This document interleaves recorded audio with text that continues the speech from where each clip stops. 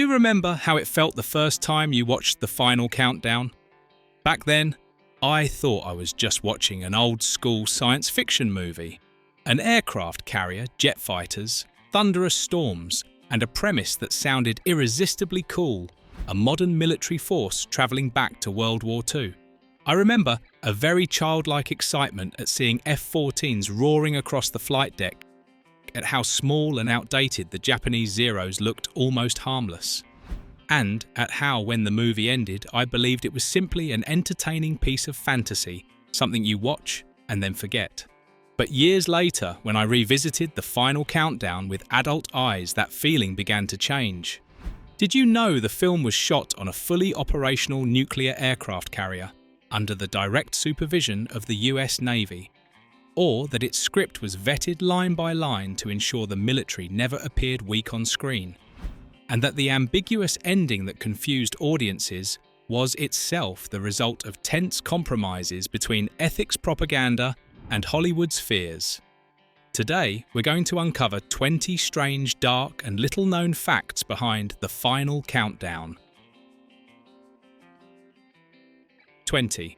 USS Nimitz, when the set was a real war machine. We're at General Quarters because I don't have any idea what's happened. But I don't exclude the possibility of war. The first time I watched the final countdown, I only saw a massive, gleaming, cold vessel with jets screaming overhead and sailors scurrying like ants. But years later, when I learnt the film was shot on an active nuclear aircraft carrier, everything felt different. This was not a set. It was the USS Nimitz, an actual strategic asset of the US Navy. The production didn't simply borrow the ship. They lived on it, slept in real berths, and ate alongside real sailors. Filming took place amid real flight operations, while F-14s were still launching, landing, refueling, and standing combat watch around the clock. The faces you see on screen aren't actors playing sailors. They are real sailors performing real duties, just incidentally captured by the camera. One sailor later recalled, "There were moments when I didn't know whether I was going to work or acting in a movie. At the time, the Pentagon saw something Hollywood would never say outright. This was a perfect Cold War recruitment film. Overwhelming American technology, iron discipline, and absolutely no panic, no mistakes, and certainly no weakness." Yet that very raw authenticity creates an unsettling feeling when you watch it today. And once you realise that what you're seeing isn't a prop, the film's central question suddenly carries more weight. If this kind of power had existed earlier, would history have been allowed to turn out differently? 19. Kirk Douglas, the man who refused to let the film die. Am I mistaken? It was black clouds forecast this morning for clear skies and sunshine. I'll bet he wishes it wasn't, sir. Hand me that weather report, please. Few people realise that when the final countdown was first conceived, it nearly died on the page. It was simply too strange, too philosophical, too unlike a conventional box office film. And without Kirk Douglas, you might never have heard of it. At 63, Douglas didn't need another role to prove anything, but when he read the script, he saw something Hollywood preferred to avoid: a commander crushed by moral responsibility. Not a hero, not a victor, just a man who knows too much. Douglas didn't just take the role. He used his own production company, called in old favours, and personally convinced investors to keep the project alive. When studios hesitated, he pushed it forward. When the script was pressured to become more palatable, he fought to preserve its uncomfortable silences.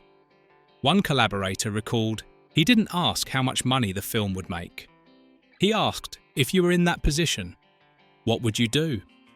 Douglas played his character as a man visibly aging before the audience's eyes with each decision, growing heavier, and each order delivered more slowly. In hindsight, it becomes clear. The final countdown is a late confession from someone who lived through war, who witnessed power being used and abused. And perhaps that is why the film exists at all, even though it was not warmly received upon release. 18. Martin Sheen, the captain who never existed.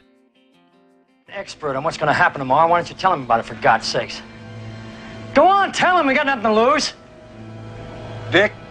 Yes, sir. Go ahead. Tell him. For a long time, whenever I rewatched the final countdown, I had the odd feeling that the captain's face seemed strangely familiar. Not Kirk Douglas, but Martin Sheen. Perhaps because I was used to seeing Sheen as men who are torn apart inside weary, doubtful, never fully convinced they're doing the right thing. It turns out that feeling wasn't accidental. Martin Sheen was originally the top choice to play the captain of the USS Nimitz. After Apocalypse Now, he seemed perfect for a commander facing an inescapable moral dilemma.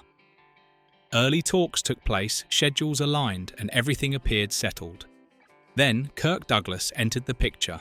When Douglas's production company took control of the project, he made a very Hollywood decision, and a very human one. He wanted to play the role himself. Not because Sheen wasn't good enough, but because Douglas felt the story was too close to his own life.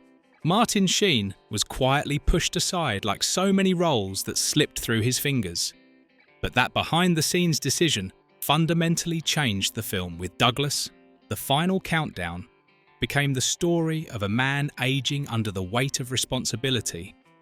With Sheen, it might have been the story of a younger man, restless, uncertain, and more prone to doubt. Watching it today, we can't know which version would have been better. We only know that another film almost existed and was never allowed to be seen. 17. Real aircraft and sleight of hand the audience never noticed.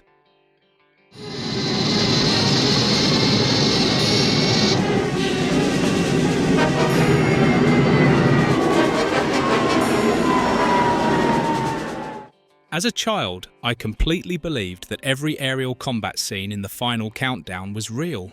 It all looked too clean, too powerful, too confident. Only much later did I realise it was a perfect illusion, and an unusually honest one. The US Navy provided real F-14s. But one rule was absolute: no real aircraft could ever be put at risk. That left the filmmakers with an almost impossible problem. How do you create tense air combat when the most dangerous outcome is strictly forbidden? The answer lay in a delicate combination. Everything safe takeoffs. Formation flying landings on the carrier deck was done with real planes and real pilots. But when danger entered the picture, cinema quietly took over. High-quality scale models, studio-built cockpits, misdirecting camera angles and editing precise down to the frame. The production built mock cockpits, duplicating every switch and gauge. Actors sat inside, shaking in sync with the camera, while artificial skies rolled behind them. It was all stitched together so seamlessly that no one questioned it. Watching it today, what's most impressive isn't the effects themselves, but the humility of the filmmaking, knowing when to showcase reality and when to step back to protect it. 16. The time vortex effect. Low budget, lasting dread.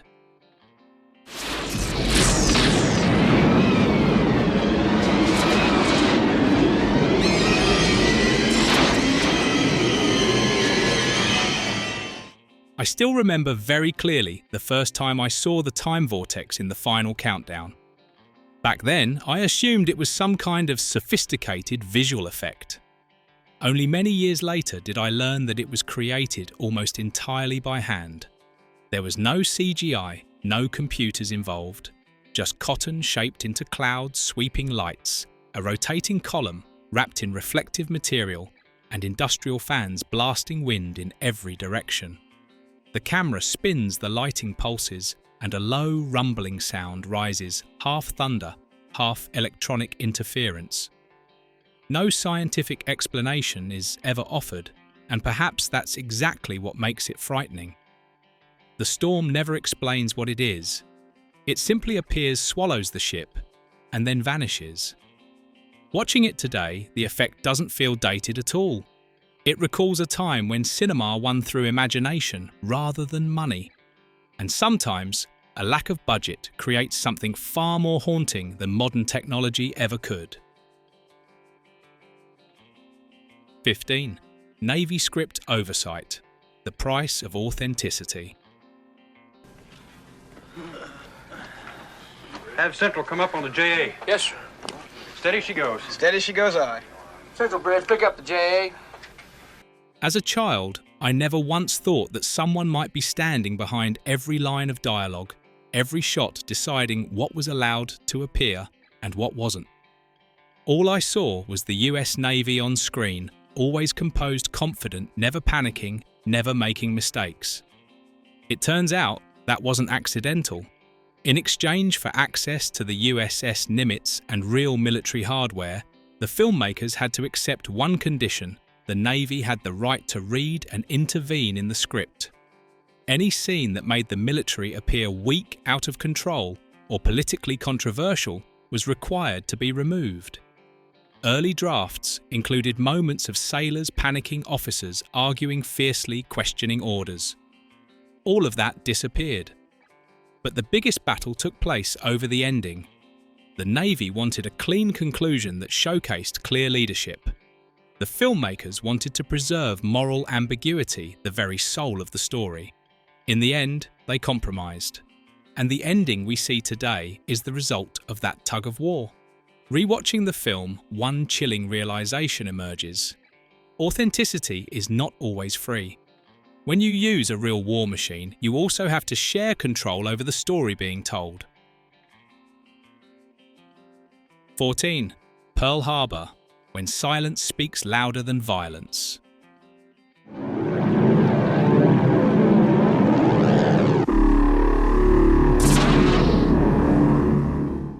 The first time I saw the Pearl Harbor sequences in the final countdown, I wasn't overwhelmed by explosions.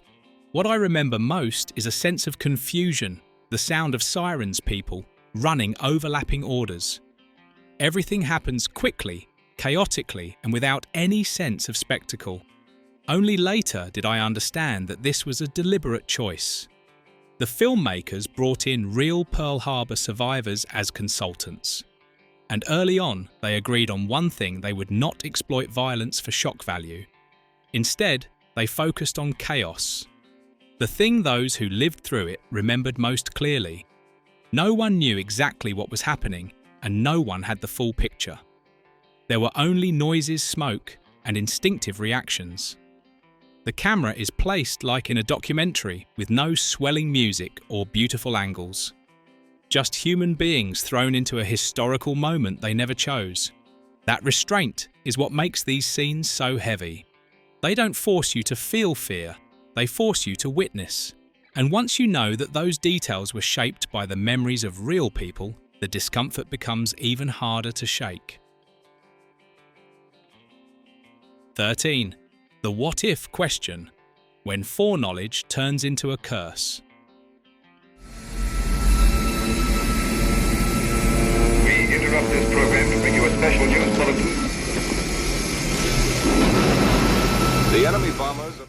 Have you ever thought about this one day? You know a tragedy is going to happen. And in that very moment, a question arises. Should you intervene? Screenwriter Thomas Hunter thought about that question constantly. Hunter didn't write scenes of shooting down Zeros for cheap thrills. He was obsessed with the moment of stillness, the moment when a person realizes they have the power to save lives, but don't know whether they have the right to use it. One crew member recalled, "This script doesn't excite you. It makes you go quiet." That's precisely why the project was passed around studios for years. It offered no sense of triumph and promised no catharsis. It ended with an open question, and Hollywood hates questions without neat answers. The final countdown doesn't ask, "Can we change history?" It asks, what happens to people when they know a tragedy is coming and still don't dare to intervene? 12. Seasickness. The physical price of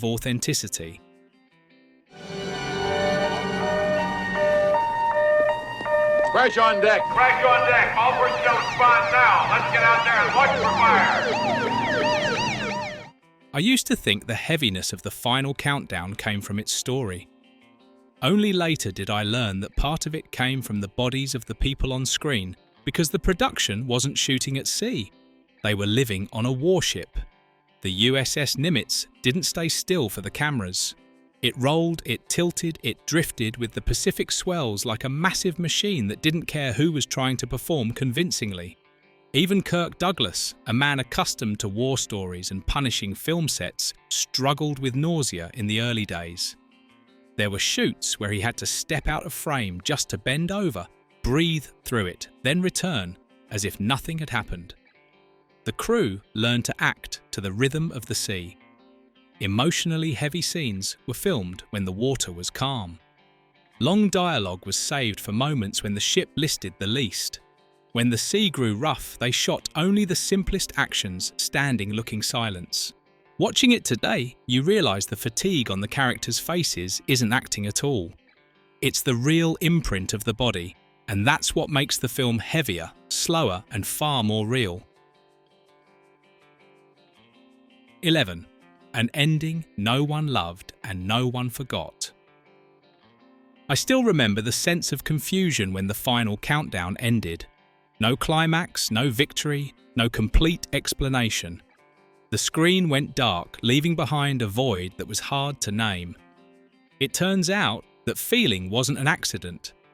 The original script had a darker, more complex ending with temporal ripples and irreversible consequences. But test audiences reacted strongly. They wanted to know, did history change? Did the characters do the right thing? Was everything okay? Hollywood doesn't like silence. So the ending was rewritten too. Unclear to satisfy those who wanted answers, and too tidy to comfort those who preferred ambiguity. The result was an ending that no one was truly happy with. Strangely enough, that's exactly what allowed the film to endure. Viewers argued, speculated, and came back to watch it again and again. Perhaps the final countdown ends exactly as it should, offering no verdict, only a question. And sometimes, the films that unsettle us the most are the ones that stay with us the longest. 10. The F-14, Tomcat, the film's true star.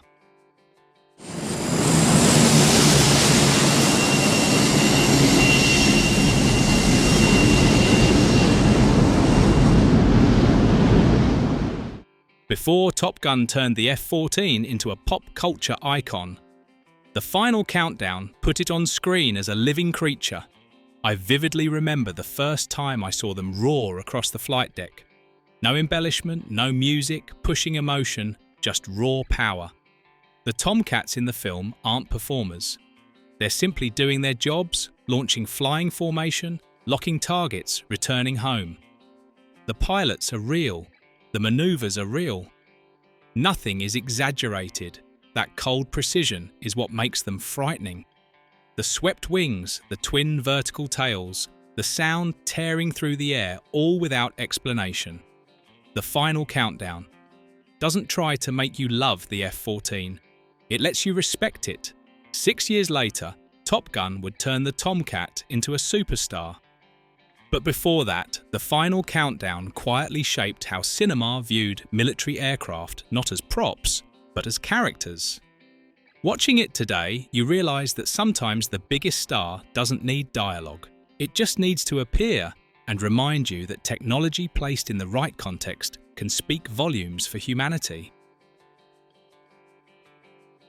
9. Epic ambition on $12 million when limits create spectacle. As a child, I never thought of the final countdown as a cheap film. It looked too big, too confident, one colossal ship, dozens of aircraft, an open ocean stretching to the horizon.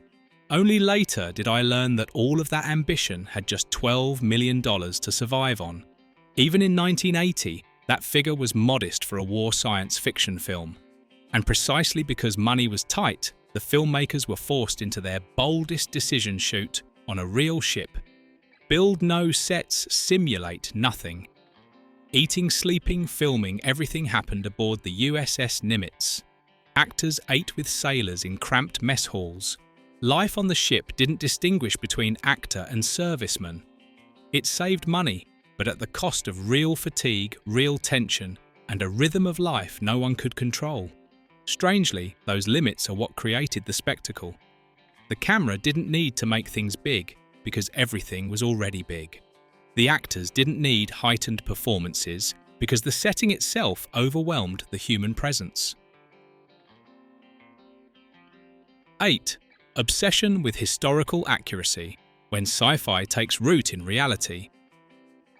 I used to think the history in the final countdown was just a backdrop for a science fiction story. But the more I revisit it, the more everything feels unsettlingly precise, so precise that it refuses to let history be treated as a harmless background. The filmmakers treated historical detail as something that could not be wrong. Every button, every insignia, every radio call sign was checked. Radio broadcasts had to use the correct cadence and pronunciation of the 1940s. Military terminology was not modernized for clarity. More unusually, the script had to operate in 2 military languages at once, one from 1941, one from 1980. A single line out of its proper era would have collapsed the entire illusion. That grounding in reality keeps the sci-fi from drifting too far. When time travel happens, it doesn't feel like magic. It feels like a historical accident, something out of place at the wrong time and therefore dangerous. 7. Time paradoxes. No logical escape. Even as a child, I sensed that something was wrong in the final countdown, that no matter what the characters did, everything felt trapped. Later, I realized that feeling came straight from the script itself. The writers even consulted physicists and time travel theorists in an attempt to patch the logic. But every fix created a new paradox.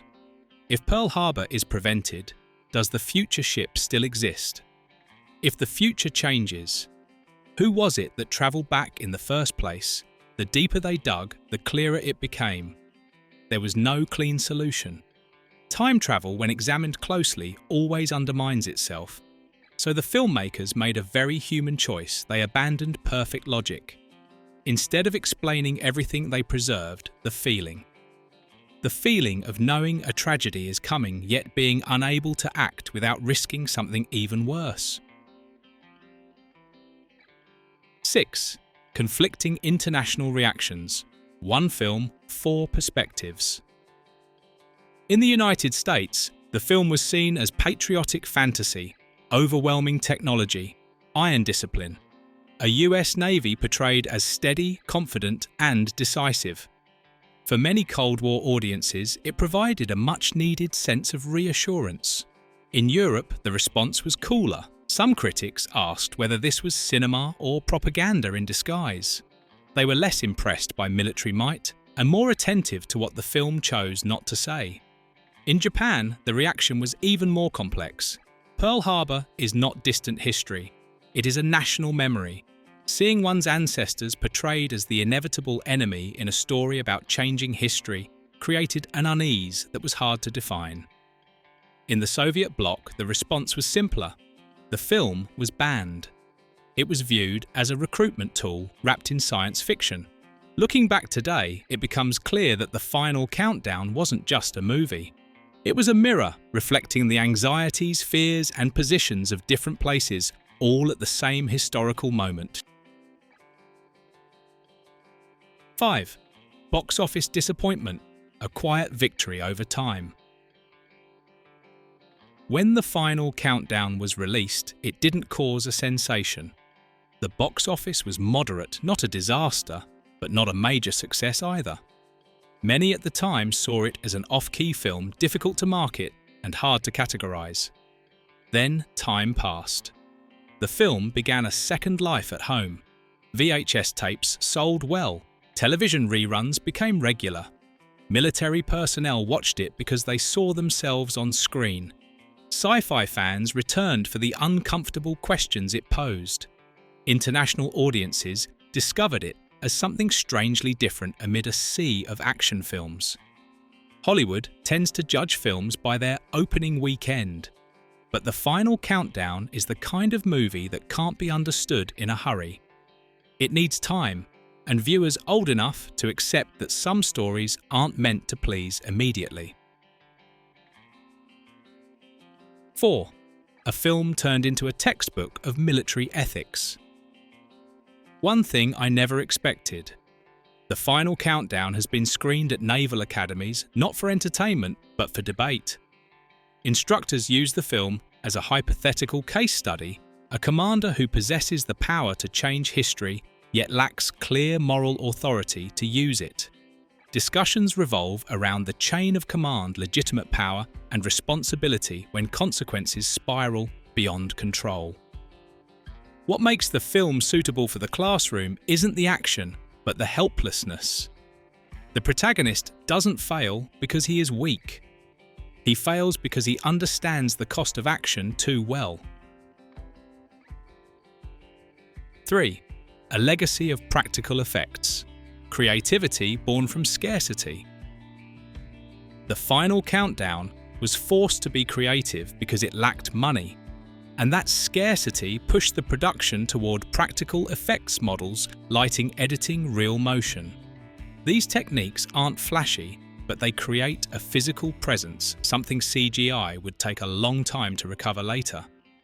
Many of the film's methods became reference material for major effects houses, including ILM. Not because of scale, but because of mindset using limits to force the imagination to expand. 2. DNA spread across military sci-fi. Looking back, you can see The Final Countdown everywhere, even when it isn't named. In Stargate Quantum Leap, timeless, the same question returns again and again: change history or preserve it. And if you intervene, who bears the responsibility? Even the man out of time archetype of Captain America carries that echo great power paired with moral dislocation.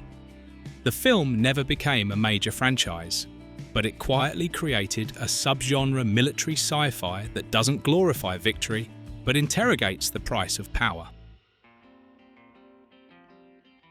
1. The sequel that was never made and never stopped haunting. Few people know that The Final Countdown once came close to having a sequel. Not just a vague idea, but a whole series of scripts, the USS Nimitz passing through the JFK assassination, World War I, the American Civil War. Each stop posed a new moral dilemma. Kirk Douglas pursued the project for years, but Hollywood was afraid. The first film's box office wasn't big enough. The risks were too high. The questions were too hard to sell. And so everything was buried. Watching it today, you realise the saddest part isn't that the film never got a sequel. It's that we lost a rare opportunity, one where cinema dared to confront history without promising victory. Perhaps The Final Countdown ended exactly where it needed to, as an open question. And like many difficult questions in life, it doesn't need a sequel to keep haunting us. When The Final Countdown ends, what lingers isn't the time storm, nor the roar of F-14 engines on the flight deck. What stays the longest is a deeply uncomfortable feeling, the sense that there was a moment when humanity stood before a chance to change history and was forced to turn away. Maybe that's why The Final Countdown has never been an easy film to love. And maybe that's exactly why it has endured. It lives on in reruns, in military classrooms, in debates with no right answers, and in the memories of those who sat silently when the screen went dark. If you followed this far, try asking yourself one question. What would you do if you knew Pearl Harbor was coming? Would you intervene or accept history as it was meant to unfold? Leave a comment and share your thoughts. And if you want to keep exploring cinema's hidden corners, behind-the-scenes stories, and uncomfortable questions, don't forget to like, subscribe, and turn on notifications so you won't miss the next videos.